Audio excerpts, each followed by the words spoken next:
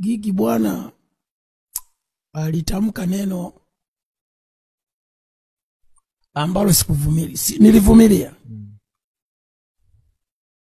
Sijui niliwekaje, alisema Dudu Baya mbele za watu, mbele ya binti yangu. Dudu Baya una nani kubwa? Yaani uume mkubwa. Yes. Mbele ya wasanii wengi. Yes, na mbele ya binti yangu. So ashamed. Kila msanii aliinamisha kichwa chini, mwenyewe nikainamisha kichwa chini. Maria akainamisha kichwa chini. Yeye anaona ni kawaida tu. Tukafika hotelini, hiyo siku nikavumilia. Unajua mimi sipigagi mwanamke.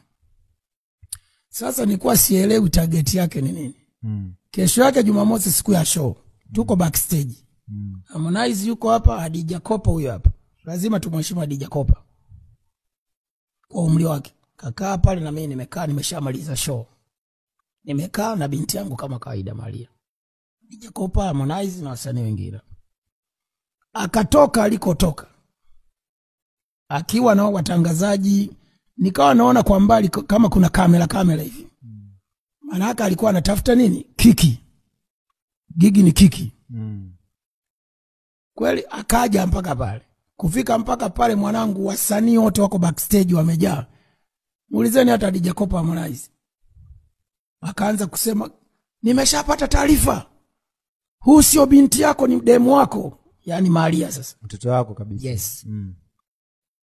Wewe unaweza ukafanya nini? Yes. Jana uliniambia mbele ya mtoto wangu, mbele za watu, mimi na uume mkubwa.